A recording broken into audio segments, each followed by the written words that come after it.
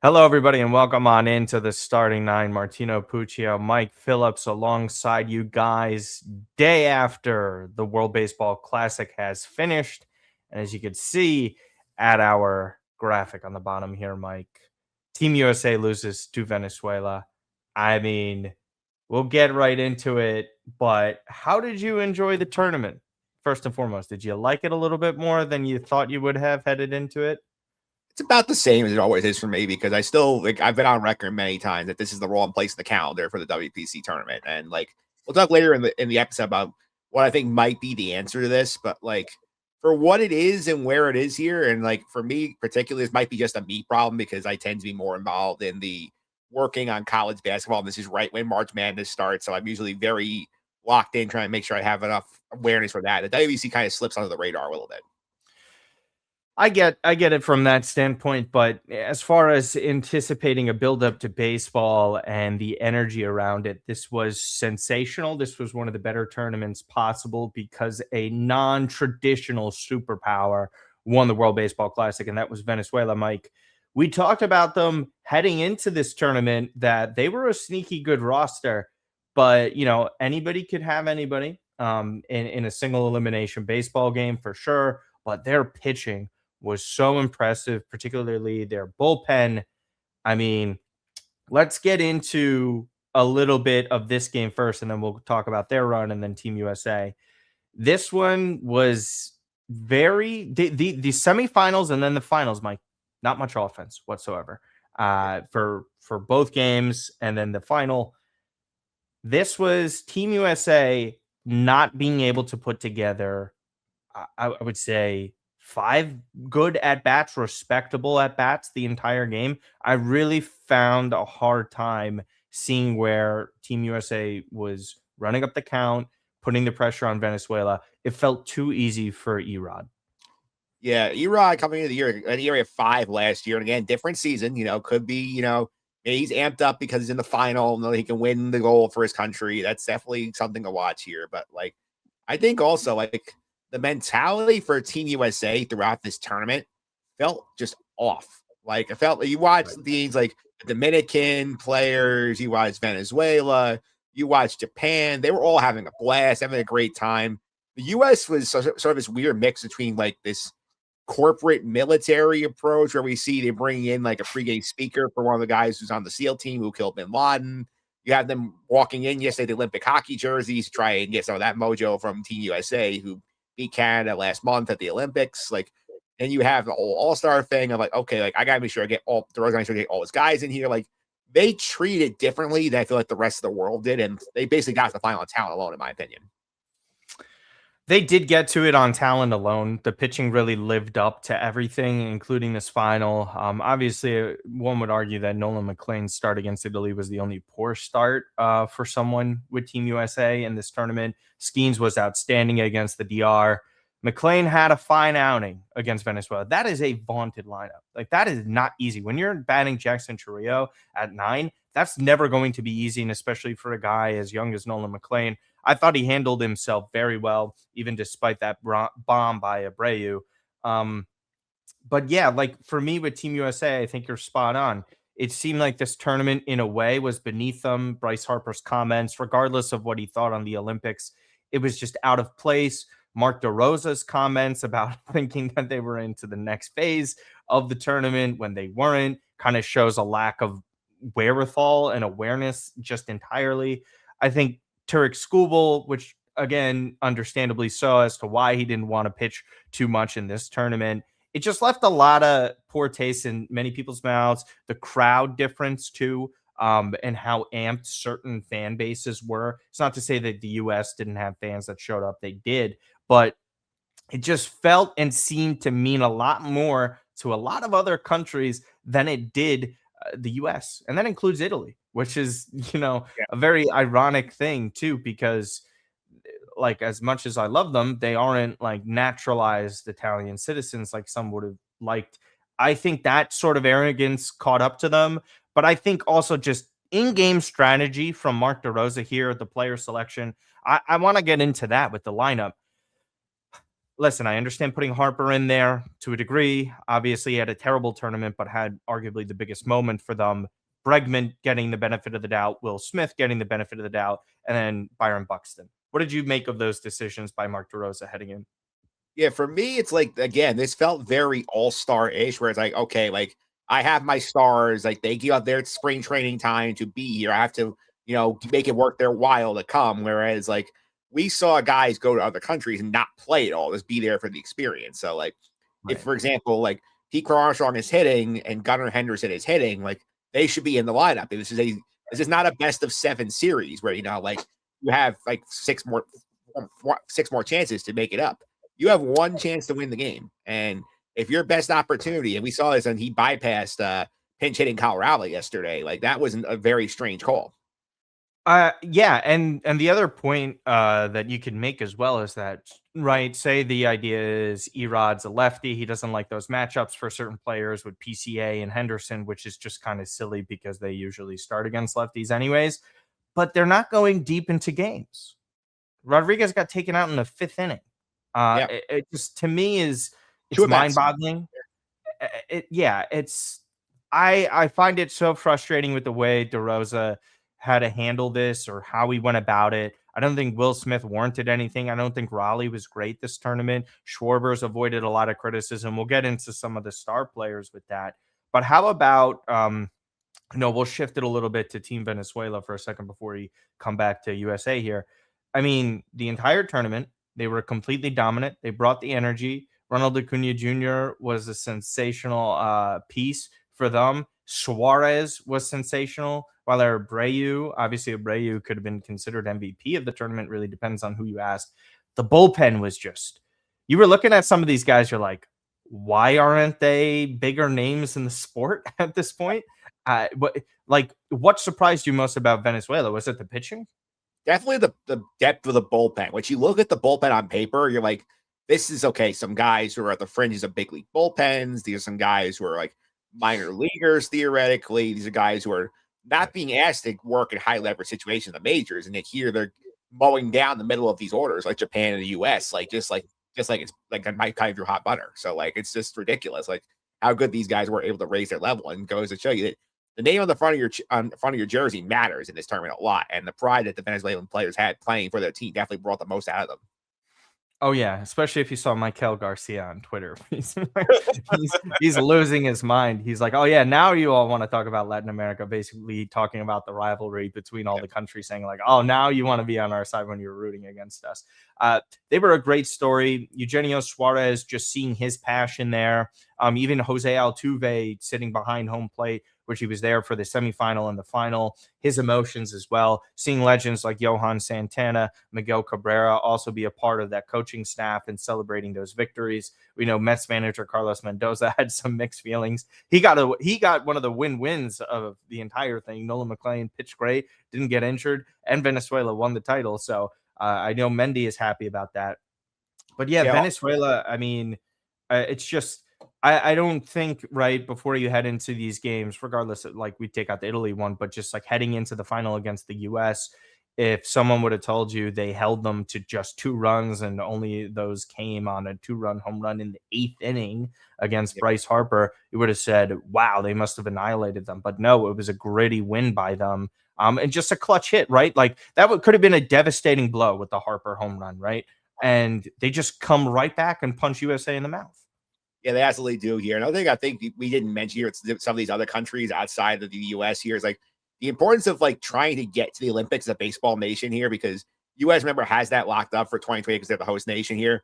Dominican Republic and Venezuela are both qualified now for the 2020 Olympics in LA because of their performance in this tournament. So that definitely weighed into the passion from teams like them, Puerto Rico, Canada. Like that was a big deal trying to qualify for the Olympics. Yeah, absolutely. Which I wonder if this tournament and how it went, there might be some changes come that MLB season, but we'll see if we even have baseball in 2027 first. We'll kind of shift the conversation more centrally to specific players with this. Aaron Judge is the ultimate kind of conversation starter when it comes to coming up short in big games, right? Bryce Harper kind of got vindicated in a way with that 2-run home run. I think he avoids a lot of the blame, but there's a lot of other players here, specifically guys who finished second in MVP voting in both leagues, avoiding massive criticism as opposed to the MVP and one of the best hitters of a generation in Aaron Judge. Ultimately, that at bat where he was up 2-0, looking at pitches over the middle to Jose Butto was Jose Butto. Sorry, too many Portuguese speaking soccer players. Jose Butto, where you're just like looking at it, where you're like, okay, you could see he's kind of anticipating a ball 3 to get him to chase, but it was 2 straight pitches over the mic, over the plate, Mike, and you were just kind of sitting there. How do you defend it? You can't. Even yeah, even that 3-1 pitch, like the one right before he grounds out, like it's like literally like middle. And like everybody on Twitter was going crazy. Like, dude, that was your pitch. Like, why are you not unloading on that pitch? And then like next pitch he rolls over and grounds out at the end of the inning. And I was also not shortchange Judge defensively. He did make the great throw in the Dominican Republic game to get into the final. That does count for something, but it does. It does.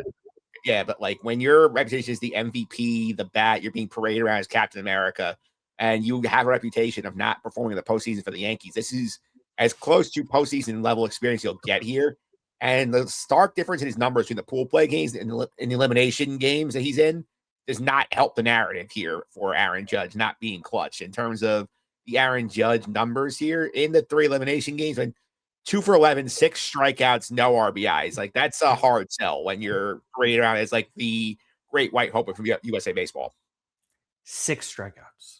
Yeah. And 11 at bats. That is damning. And I understand, right? And I want to get into some of the other players. I thought Kyle Schwarber was pretty terrible in this game, too. Didn't really put together any competitive at bats. Obviously, he got the 1 walk, but he struck out 3 times. I mean, Team USA struck out a third of the time in this game. They've only compiled 3 hits, 2 of those coming from Bryce Harper. I mean, it's across the board, everybody that you look at. For me, Schwarber and Cal Riley kind of avoiding criticism is great. To me, more so with Kyle Schwarber, didn't really seem like at any moment he felt like that threatening, slugging power bat that you've grown accustomed to with the Philadelphia Phillies. It kind of felt like he was facing Edwin Diaz every single at bat in this game. Just with Judge, I feel bad for him, right? Because I mentioned it that he had an opportunity in a way to kind of change the narrative around him and step up in a big moment.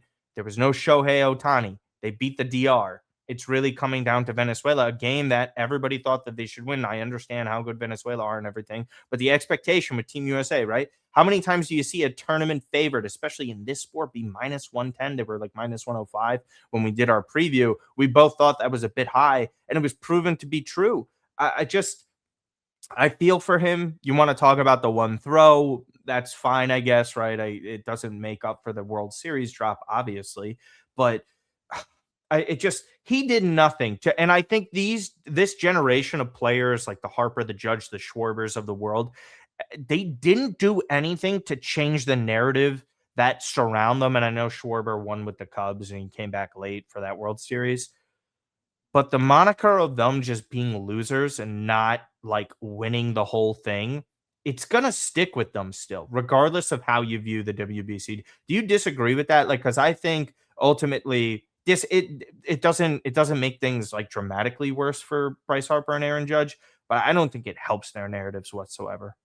No, and Kyle Raleigh I'll put to the side because DeRosa did bench him basically once he was hitless for the first like 4 or 5 games of the tournament. So like I'll put him to a separate category than the guys who kept playing. But like the thing here you looked at here is like, and I don't know if you felt this when you're watching the games, the energy around the US, particularly the lineup, they feel like they got much tighter once they realized like, oh shit, we can go home.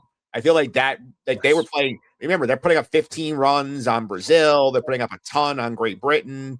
I don't think the Scooble sideshow of him showing up doing his whole big interview about how like I drove through a rainstorm to come support my guys. Like, I don't think that helped either. Like, I think like this was just like the pressure really like ratcheted up on that, especially once Japan goes out and everybody looks at them like, oh, you beat the DR, you win the thing. And they beat the DR. And then it's sort of like, okay, now we have to get the job done. And then there was a lot of, this is an all-star line with all-stars top to bottom. Roman Anthony had a great tournament. I gave him a shout for that. He was phenomenal throughout. Very good. Like at some point, you got to deliver. You have enough great players in this roster. You can't be getting like 2 hit by Eduardo Rodriguez and some of these like pitchers who don't have accomplished big resumes.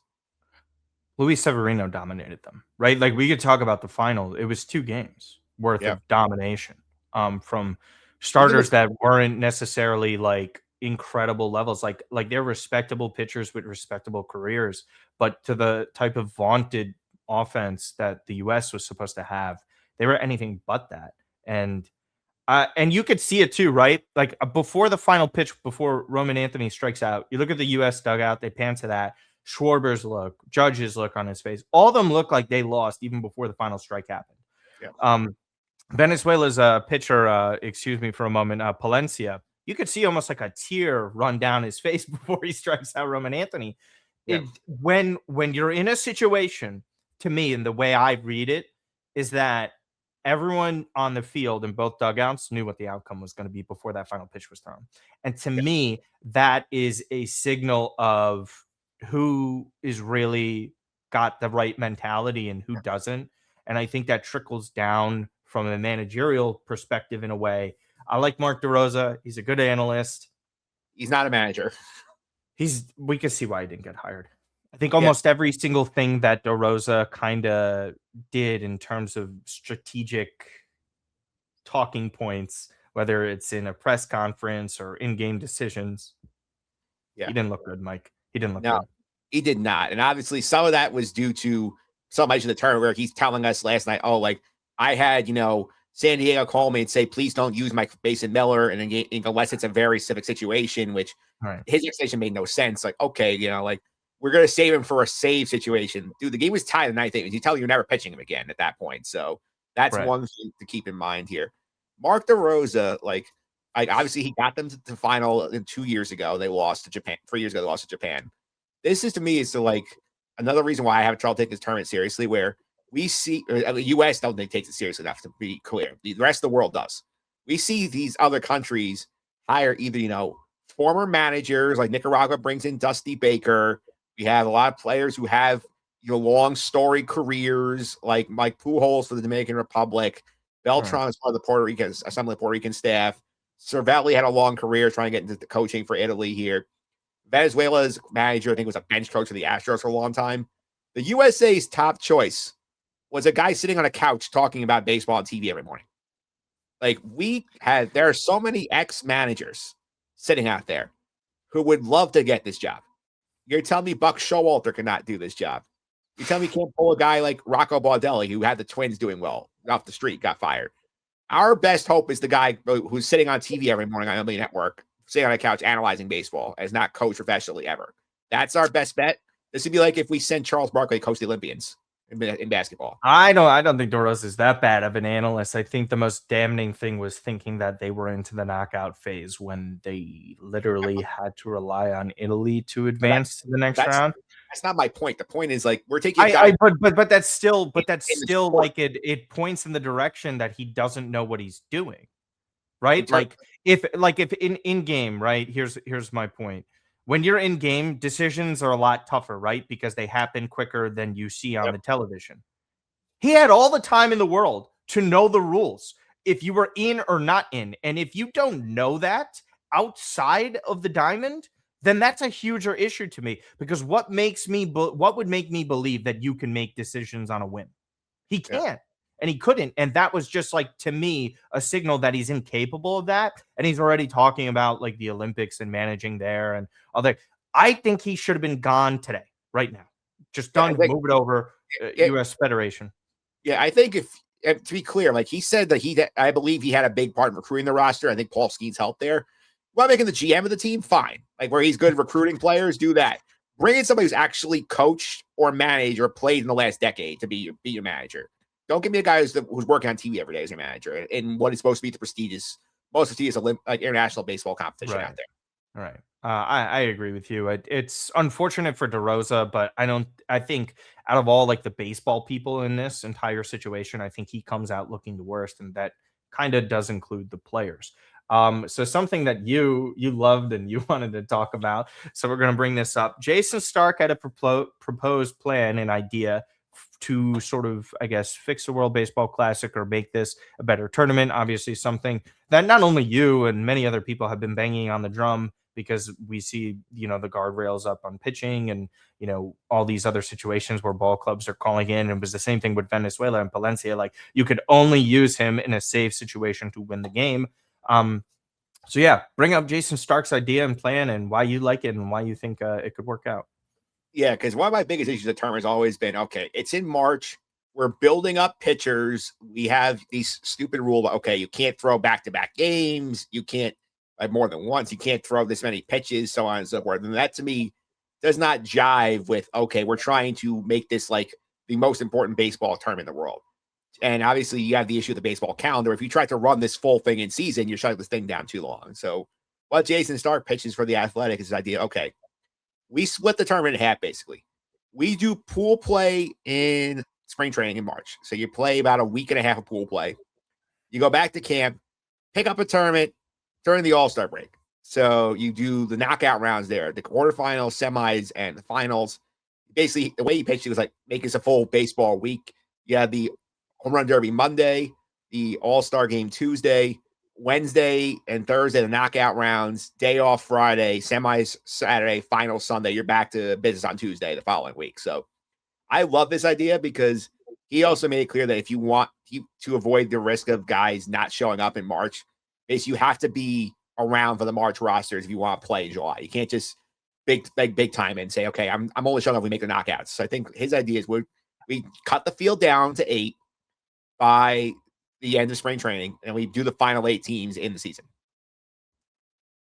Finally, the issue is what does that do for the All-Star game? And I know people are flimsy on that, but don't you think that that hurts what the All-Star game is? And how would Manfred? Well, Manfred will probably not be around by the time it's the next WBC. I forget when he's stepping down, but don't you think that kind of takes away from it a little bit? I don't like dislike the idea whatsoever. I think it's at least a better option to have everybody be able to play, and there's no built-in excuses for ramping up for pitchers and all that sort of stuff.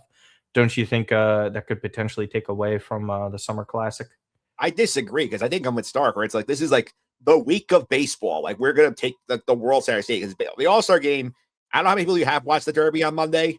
You had the game Tuesday, and then you're okay. Friday, we're back to whatever. Like imagine you build this whole week up. Like okay, like and you could have like teams from the WBC there at the All-Star game promoting it as well, and then you have guys playing the All-Star game. Like Shohei Ohtani plays for the NL All-Star team, then he's starting on the mound for Japan in the quarterfinals. That'd be pretty cool, like to see something like that happen. And then like to add to the viewership angle here. Do you know how many viewers the U.S. Dominican game got on Sunday night?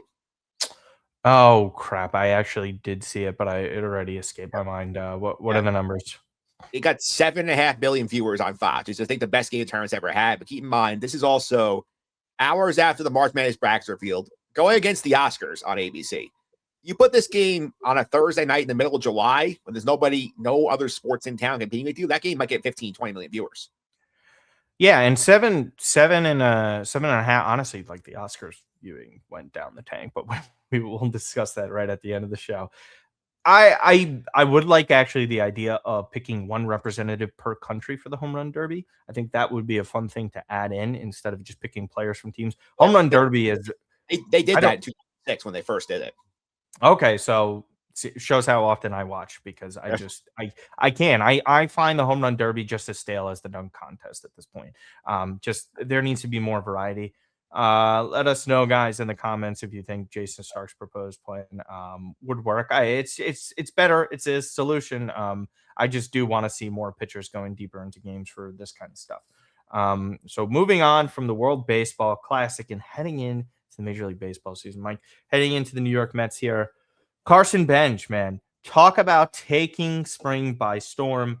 It's batting over 400. Not only did we think and know that, Bench had an opportunity to make the team out of spring, as David Stearns had mentioned heading into it and talking all off season about it. Carson not only did well enough to make the team out of spring, he exceeded everybody's expectations and arguably, besides AJ Ewing, was the Mets' best player in spring. What did you make of it? I am like I can't sit here and say I'm not surprised that a guy hit 400 and showed up in all aspects, because I guess we're conditioned as Mets fans for these guys not to thrive immediately, and obviously these games don't count. But there couldn't have been a better spring for a player like Carson. So what did you make of his spring training and then his odds of, not just making the Mets roster, but potentially starting opening day against Paul Skeens? Yeah, I think with this is I think he's gonna be there on opening day. I think he's done everything that could have possibly hoped for and more. And like the numbers in spring training don't really matter because a lot of them are in weird situations where teams Right. are you have rules where we can take pitchers out in middle innings in spring training so they don't throw too many pitches in an inning. We have like all sorts of crazy stuff going on there. Like what you want to see is that he looks comfortable there. He doesn't look overwhelmed. He's doing good things in the bats. He's playing well defensively. And this is something here where I saw the Athletic, Tim Britton and Zach and Will Salmon had a great article about the situation here and made a great point. Like, if you bring up somebody as hyped as Benj, bring him on opening day is a good spot for him because Yeah. usually if like let's say we bring up the Mets bring up Benj on May 17th, the Mhm. entire build up for that week is Carson Benj is coming. Carson Benj is here. What's Carson Benj going to do? Whereas on opening day, he's just one of the new guys where, oh, it's Bo Bichette's first game as a Met. Freddy Right. Peralta is starting. Marcus Semien is here. Juan Soto is playing left field. Francisco Lindor made it. Like Carson Robert. Benj being way down the list in terms of what people care about. I think that's a great spot for a rookie to come in, especially if he's going to be batting low in the order. Yeah, that's a great point because of that pressure. I think we've also come accustomed to seeing certain pitchers, especially last year, come up and so much was riding on them to be successful. Benj, as you mentioned, what he's likely going to be one of the last couple of hitters in the order for it. What I loved most was forget about, like the execution with hitting and how he was going the other way. We saw glimpses of power and speed. It was literally every tool was showing up, right? His Yep. arm, his glove. I just think seeing that on display just shows his level headedness because you could easily, come off of that poor AAA performance that he sort of had. And we talked about the underlying metrics over there were kind of pointing in a good direction, even though the results weren't there. I love seeing that. Now, my question to maybe you is, or like other people, is he actually going to be playing every day? And would that be detrimental to his development? And I understand they want to protect young players, but Mike Talkman, who we will discuss, Melendez went down to AAA after not really having the ideal World Baseball Classic. The idea of Mike Talkman making this roster as well, being like kind of like a super utility bat. What do you think kind of happens there, and how does that potentially hamper Carson Bench? I think Talkman will make a team, and this is not like a. I think the big thing was that the Talkman thing is they're waiting to see if Francisco Lindor is healthy, and he did come back and play, which I think is encouraging. He's already playing spring training games. He had a rocket his first at bat here. The Right. idea with like basically your last bench spot for the Mets, because obviously you have the four outfielders doing benches in that group. You have your main infielders. You have Beatty and Vientos, and you're basically saying, okay, we have one backup catcher, one spot here. So do we carry somebody who can play shortstop as the backup, or we carry a fifth outfielder like Talkman? And I think knowing that you'd have, Bo Bichette on the roster, Marcus Semien on the roster, basically like the idea would be like if Lindor is hurt for like in a game, you can put Bichette there and call someone up if you need to. Whereas if you take the infielder now, Mike Talkman's an opt out. Mike Talkman's probably leaving because he's had a good spring. So I think you want to try and keep him around as long as you can. Yeah, and I think the flexibility of Brett Beatty allows so many other things to happen there. As you mentioned, if Bichette doesn't like if he were to move over to short in an instance, Beatty could play third base. He could go to first base. Talkman could be a DH. Is Polanco DHing? And that's kind of the plan that David Stearns had to begin with is everybody having all of this versatility. But I would like to believe that Stearns and Mendy would have a plan in place for Carson Bench if he were to like come up. I think he would be playing more often than not. And Talkman eventually, I think, is going to be looked as a luxury, which would be a great point for them. I just don't think that there's guaranteed health for some of these starters with the Mets in terms of the Yeah. positional players. Obviously, with Robert and how they've slowly ramped him up, we'll see what happens with Talkman.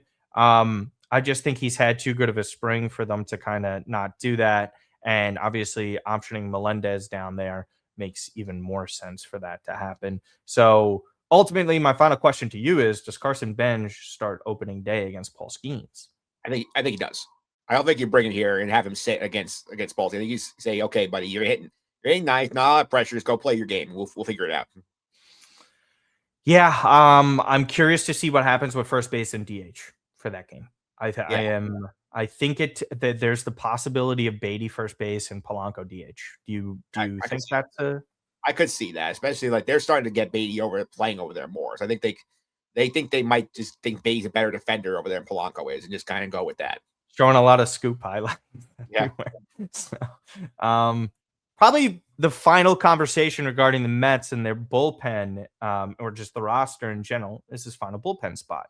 I'm pretty sure Craig Kimbrell did not have a good day yesterday, no, and he's been on the fringe. And I'm just gonna cut to the chase. I don't see Kimbrell, excuse me, making the New York Mets roster. I think this was just sort of this type of experiment, giving him a little bit of leash or leeway, um, to have an option in the pen. They arguably need a second lefty. That's something that Pat Ragazzo of Sports Illustrated had been writing about. AJ Minter is still not going to be coming up for what, like another month, right? yeah, I think Or at least. he's the target for Craig Kim for Minter, excuse me. Yeah. So that kind of leads you to believe that this bullpen spot is really up for grabs. How do you see it going down right now? And do you think Craig Kimbrell ends up getting the spot? I think they will give him the spot just because I feel like that they're going to say, you know what, like the upside that Craig Kimbrell could give you, like if he does have something left, his experience closing games, I think it's something that's valuable to have. I think the other option would be Ryan Hudson, the lefty, who they've been trying to work on stuff with to give them a Right. second lefty here.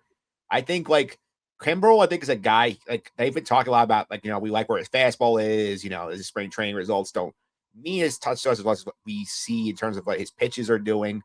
I think they want to see what they have in him, and they Right. basically have a month to make this decision because until Minter comes back, you do have Brazaban in there who earned his spot with a dominant WBC run. I think like Right. okay, like if we need to shell somebody out, we can shell Brazaban out. We can give Kimber a little runway to see like if he's not great in a month, we'll just cut him when we have to when we're ready to bring Minter back. I think they want to give him a look there.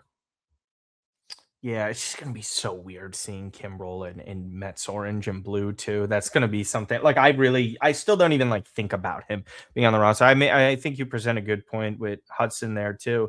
Hudson's not even somebody that has wowed them. I think if he was really somebody that's locking it down and Kimbrel's like showing the signs that he'd been showing, that could lean in that direction. I kind of have a hard time seeing that as a shoe-in right now. There's still a little bit of time regarding that, but obviously velo is a different conversation these days. I mean, listen, Sean Manaea is still throwing. I don't know. I 90. want to call it softballs, but um, four no hit innings was very funny to see against the Miami Marlins. Don't Yeah, forget listen, I go ahead. say don't forget Dickie Lovelady's back again too. I mean, Dickie Lovelady, that guy, snip, snap, snip, snap, snip, snap. Like, make a decision. This guy's on a roster every like 2 days. Yeah, Um, there's a great article about the Athletic about him too, about why they keep bringing him back and forth. And basically, the theory that they seem to be working around here is that like Lovely is somebody they're comfortable with, but they are not afraid he'll get claimed off waivers and they have to move him off the roster. So basically, like they just know he'll basically boomerang back to them pretty quickly. and almost every single time they generate tons of engagement when he signs back. Almost every single Mets beat reporter loves it when Lovelady returns. Just I guess a final question of topic of the Mets spring training.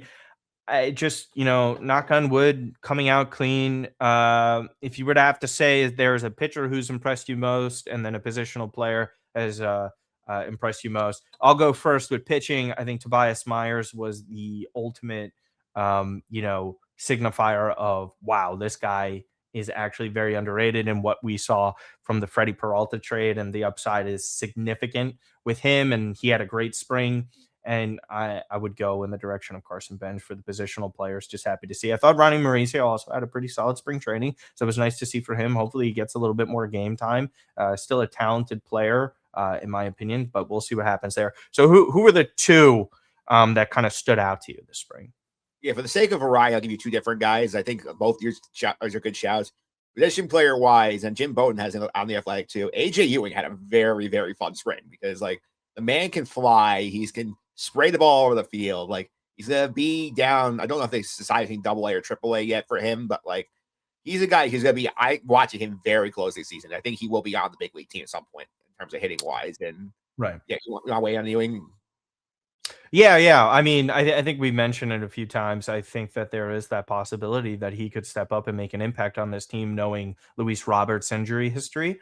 Um, but yeah, or even like kind of similar to what Luis Angel Acuna was in 2024, where he's just this super utility player. Use him as a pinch runner because we know he has elite speed. He was just so much fun to watch. It was just nice to see for once where we have these like top like Mets prospects that we hear about on the hitting side of things really flourish. Not just like do okay, but flourish and kind of exceed expectations. You saw Howie Rose discuss how good he was and how eye-opening he really just was for a lot of people, not just, a certain contingency of fans. So I love watching Ewing. He'll be exciting for the future. It obviously gives the Mets more flexibility if he keeps improving. Yeah, that's one here. Also, given honorable mention to Christian Pache, who was the former top prospect for the Braves, he's really crushed the baseball this spring, and like he's somebody like I think if they had another roster spot, he would be in the mix for it. I believe Right. they can keep him in the minor league, so I think like he would be probably the first guy up if somebody gets hurt. So I think he's on another one on the position player side here. And pitching wise, it's got to be Kodai Senga for me because I think like seeing like Sure. how good his fastball velocity was, he's walking fewer people, he's more comfortable with his command. Like if Kodai Senga if you get like 80% of his performance in the regular season, that's a big win for the Mets. Yeah, and largely it's control and health, and they are both looking good. Obviously, as we mentioned, I think it was last episode of the one prior where Senga's like topping out near 100 miles an hour. I think what made me sort of get a little bit more convinced was that curveball that he got over. It's like, Yeah. okay, this guy's feeling himself now. So that's a better source of confidence. Just another thing too, because I think the Mets, like, there's plenty of players who had a good spring. Francisco Alvarez too. Yeah. I just another player, health is wealth with him. To me, what I saw approach wise and hitting wise after he came back last year, I am encouraged by that.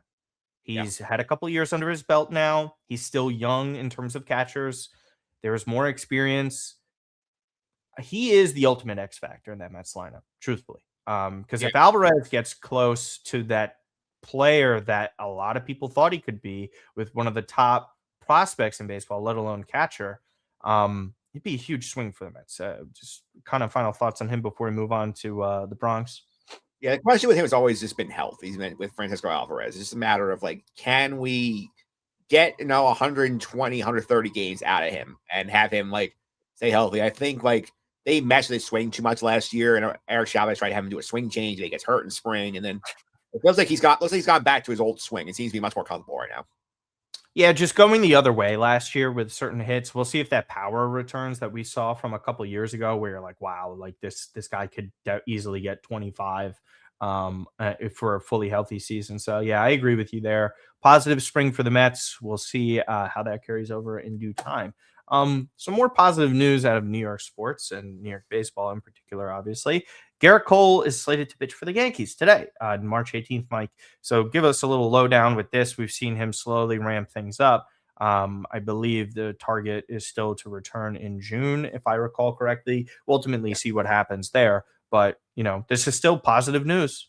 Yeah, he's on track. I think he's supposed to pitch an inning against the Red Sox today in the spring training game for the Yankees here. From everything we've seen so far, so good. Gerrit Cole, no setbacks. He's feeling good. And obviously, coming off of Tommy John with like how much money they have invested in, they're going to be cautious, and they do have enough pitching depth to let him build up Right. naturally because they do have Ryan Weathers is there, Luis Hill is there. Will Warren's had a great springtime, which has gone unnoticed because Will Warren, I think, has been a very good pitcher for the Yankees in the spring. I think like Gerrit Cole coming in here, and I know this is the cliche. Oh, it's like a trade deadline pickup here.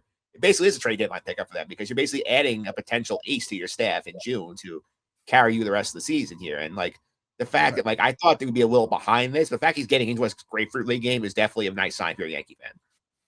Absolutely. And I think he's really taken his time too, recovering here. No rush backs at any point last season, and obviously taking his time with this process here. One inning today against the Red Sox is good enough.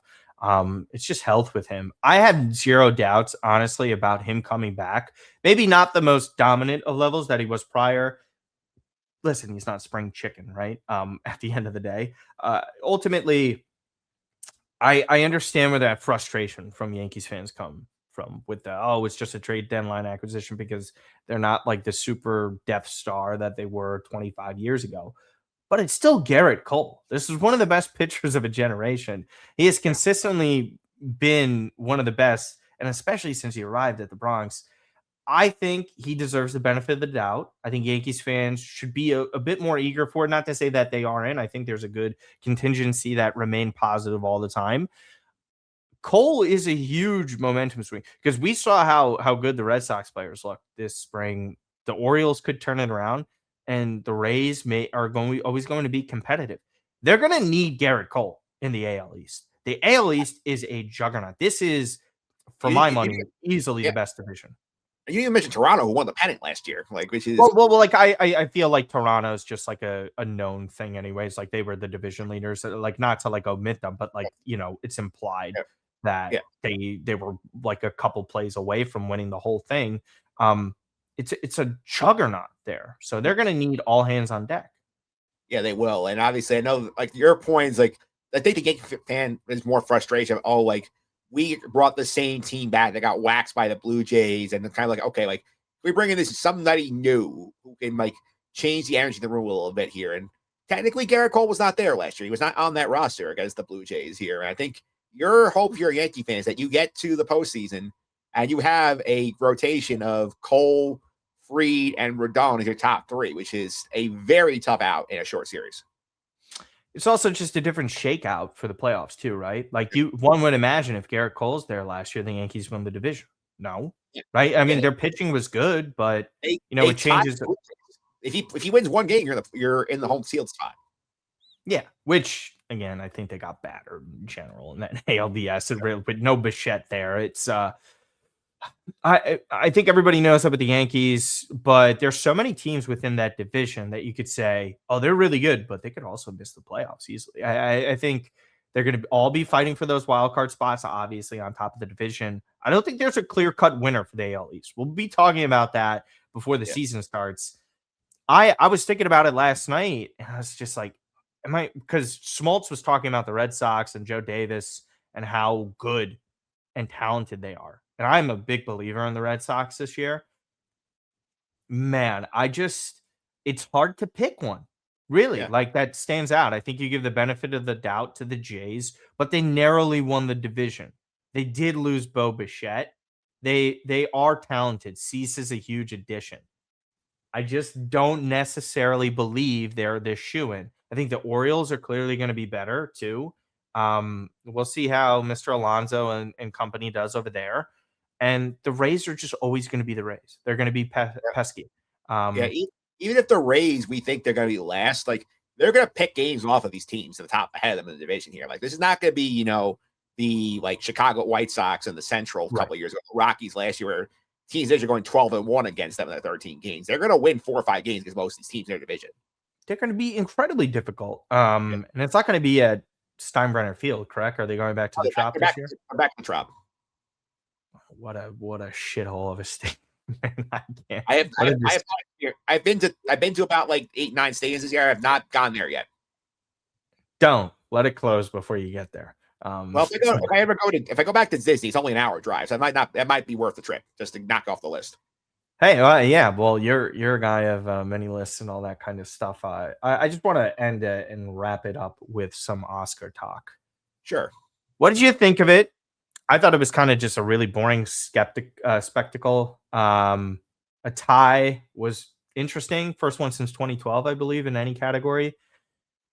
I actually didn't really. I only disagreed with Best Actor and Cinematography. Everything else, totally okay with and understand. And even then, like for those two, like I don't have like huge arguments against. We've seen more egregious things in the past, like Crash winning Best Picture.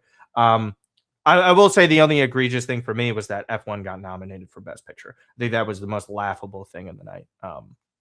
What were your thoughts on it? Have you seen F1, by the way? Yes. Yeah. You did not feel it belonged in there. For Best Picture, hell no. No. That was the worst script I had ever seen in my life. The amount of like useless Hollywood tropes in there. Like Brad Pitt, the actors, they carried it. The sound was great, absolutely deserving of it. It was fun, but no. Best Picture? compared That to that what we was saw. that was like the blockbuster slot. Well, they'll give some to get the casual to tune in. It's like, okay, like what movie that people actually watched, like, are we gonna just nominate to get them to watch? That's not gonna win. I feel like that was the spot. I think those Sinners, I think they thought was gonna be that, and Sinners ended up splitting most of the awards with all like one battle after another, which I think it was fine. I hate when they kind of walk in on one movie and say, okay, you win everything. Even your Oppenheimer one, I was like, I would like to see a little variety in some of the awards here. Like, I was fine with Right. how they split for the most part. PTA finally gets his Best Director award, which I think you're very excited about. I know you're a big PTA guy, so that was I'm cool. not. I'm not like the big. I just like seeing certain figures in Hollywood that have put in so much great work over time just get that award for being Yeah, so great. Is kind of what, like, it was nice to see, and it was the best movie of the year that I've seen out of all the yeah. top ones that got nominated. I thought it was the best. Kugler and Sinners was just off. That was the most fun that I had in a movie, but objectively, I found One Battle After Another the best. And Kugler deserved every ounce of that. Frankenstein got a couple of awards. Your thoughts on Marty Supreme getting nothing? I understood it though. Like, it just, I like, for me, when people just look at it in a vacuum, kind of how you point out, you have to go award by award. Did Yeah. this movie deserve it for that award? I don't see one. You could argue best actor, right, for Marty Supreme. And I this is I don't something see how. I think this is also something where, like, if you're a younger guy or a younger woman, like in this spot, like you're trying to win the award, you have to really be in a field where there's not a ton of like great like performances that can counter you. Which I think is how Mikey Madison won last year. There were not a ton of great options in that Right. best actress category. But I think like the Academy tends to go like, okay, if you've paid your dues and you're in the top mix, like we'll get you now, we'll get you your spot, and like Chalamet will get one down the road. I think they're looking at he's young, he's making a lot of movies. That's another great performance. Like that was the thing that Leo runs into for a long time, where they kept getting somebody else in the category been like waiting longer for an award. Leo, the only time that I say he was robbed, and I maintain this because I've seen both movies, and Tommy Lee Jones is one of my favorite actors of all time. Leo got robbed for What's Eating Gilbert Grape. Like, literal, it was a heist that he didn't win that one. The others, when he's up for like Blood Diamond, he wasn't better than Jamie Foxx that year. He wasn't better than McConaughey in Dallas Buyers Club, as much as like Wolf of Wall Street is beloved. But it's just always hilarious how you could argue Revenant was his weakest performance out of all of his Oscar nominations, and he won for that. That is That's probably what it is funniest. It's the same idea. It's like, okay, Leo should have had one by now. This is good enough. We're gonna get one. Yeah, exactly. But I thought actor category. I didn't get a chance to see Ethan Hawke in it. It was so close. There were some people that I was speaking to that were like, "Oh, Wagner Mora, absolutely clear cut best." I watched it. Secret Agent, he was awesome, but I never left any of those movies after seeing each one like, "Oh yeah, that guy has to get it." Like I did with Sean Penn. I was like, "There's no way anybody in the Yeah, supporting actor role deserved or, that." yeah, Um, or Jesse Buckley and Hamnet for best Well, I actress. still hadn't yet to see Hamnet, but I took everybody's word for it. And I And I heard watched. Rose Byrne Yeah, almost any other year would have won. yeah, I haven't seen that yet. I did see Emma Stone in Begonia. She's also very good in that movie as well. But like Jackie Buckley goes like way higher than everybody else in terms of what I've Gotcha. seen. I was also gonna say Emma Stone might have some voter fatigue at this point. It seems to be there every year. Yeah, Um, yeah. You didn't love seeing little Grogu there from to promote the Mandalorian Grogu in the audience. I I am I I am tired of Disney. I just leave me alone. Uh, Honestly, like this is, and I adored Star Wars growing up, and you know how I've just been trained by it. I respect it. I get it. It's on ABC, ABC, Disney, all that kind and of they shit. But and they brought Pedro and Sigourney Weaver out to present an award. that was nice. And they, Whatever. Whatever. At that point, I mean, they did the same thing with Marvel. We see Evans and RDJ out there, and then what RDJ's in the green Doom suit or whatever. It's I'm sick of all these chain movies and franchises. It's just really sickening. But yeah, Dune 3's trailer did come out, so you're yeah. starting to see everybody try and say that it's a better trilogy than Lord of the Rings, which is Yeah. ridiculous. But We'll see if Chalamet gets nominated for that next year.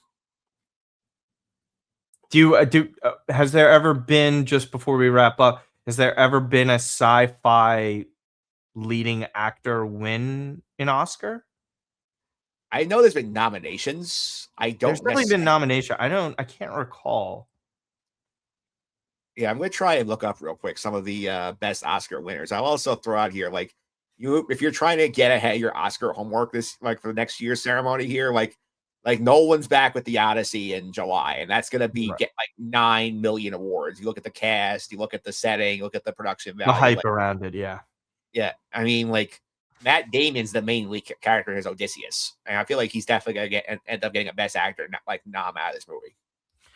We'll see. I mean, there's a lot of critique of what the looks are like, but I think a lot of people were kind of pointing out if you wanted to go for the complete accuracy within the books, it'll look stupid in a movie. Again, I don't know. I have to read up and see everything before the movie comes out itself. Um, and who knows what other movies will be coming out as well. I know the Spider-Man trailer is supposed to drop today. Obviously, that's just separate. That's just movies as a whole. Um, and then, yeah, obviously, to your point, with that, I just that feels like it's going to be the one almost every single time a Nolan movie comes out. You just know that's going to get the most buzz as a whole. So we'll see what ends up happening with it. Do you have the list pulled on these sci-fi Yeah, I'm looking. nominees? Yeah, the last one I can really say is kind of sci-fi adjacent is Matt Damon for The Martian being nominated, but like nobody really pops in those movies. I mean, like there no, I haven't really seen any major acting noms for like Dune or like anything of that ilk. Yeah, but again, that's just the Oscar side of things. There, you could easily see that happen at a Golden Globes, a SAG, or just different award ceremonies where people, kind of get nominated and they'll just go off of the performance in movies. I never am a big proponent of not giving flowers to sci-fi. Like, I just think it's kind of silly to exclude it. I know some movies could be ridiculous with it, but I don't agree with it. Like, Chalamet was fantastic in Dune 2. I just don't, and Zendaya as well. I don't see how you really take away from those performances just because they're on a sand planet with a bunch of worms. It's kind of silly. But yeah, we'll see what ends up happening there. Mike, how can everybody go and follow you on social media? We have this on the ticker now above. Yep, you can follow me as you can see on top of the screen right there. M Phillips 331. It's MPHILIPS 331. A lot of fun stuff going on here. Obviously, talked about the March Madness earlier. Our good friend Troy Moriel is joining me as our March Madness co-host on the Just and the Suffering podcast. So we're going after every March Madness weekend. We're going to recap all the games he was on this week. We did a full hour breaking down the bracket and reacting to the committee did. The committee did a good job this year, in my opinion. Of college basketball writing over at fan side and do the Mets stuff for Mets on that side right over there. And we talked about Star Wars earlier, the Sky Guys podcast. We have basically been going back, covering all the old Mandalorian content, getting from the movie coming in May. So this week we have the Book of Boba Fett Chapter 6, which is the cameo part. So we have DH Luke Skywalker's in there, a bunch of Clone Wars characters in there. A lot of fun stuff that episode. So make sure you're subscribed there if you're into the Star Wars content. Absolutely. Yeah, and it's good that Auburn didn't make the tournament. I have no qualms with anything. I don't really care what happens with Duke in terms of their path. It's the path is the path. At the end of the day, you have to beat who's in front of you. So I don't really care too much about that. And good for Troy. Troy's having a huge stretch with St. John's. He always does great work. So I highly suggest people to go and follow and listen to him. And you guys can go follow me everywhere at Martino Puccio, mostly AC Milan based stuff. Really rough end towards the season right now. We'll see if Italy will qualify for the World Cup. They play Northern Ireland in 8 days. That'll be huge. Doing some work with Game Day Garage, so they want me live streaming for that. We'll see my reaction there. If they do win, then they would face the winner of Bosnia and Wales. They would be on the road for that one. We'll see if Italy will make their first World Cup since 2014. Mike, do you know the last time Italy played a knockout game in the World Cup? A knockout game at the World Cup, like obviously it was 2014. So I remember, like, you guys see who they played A knockout game, like a knockout in the knockout phase. of the Not World group Cup. stage. Of the World Cup, correct. Is it the year they won? Yes. That's a long time for Italy. Yes, 2006, when they won the final against France, was the last time. They have also only won one game in the World Cup since then. It's insane. It is insane. No one has ever seen anything like it. The fact they It's have, like it's just the fact that a soccer proud nation like that is struggling to make the expanded field is not a good look for the federation. We won't even get into that. You can go and follow my channel for all that information. But yes, you are correct. And then, yeah, go and check out everything from Mike. Baseball season just around the corner. Next episode will be a preview across the landscape of Major League Baseball. Thank you guys so much. We'll see you next time.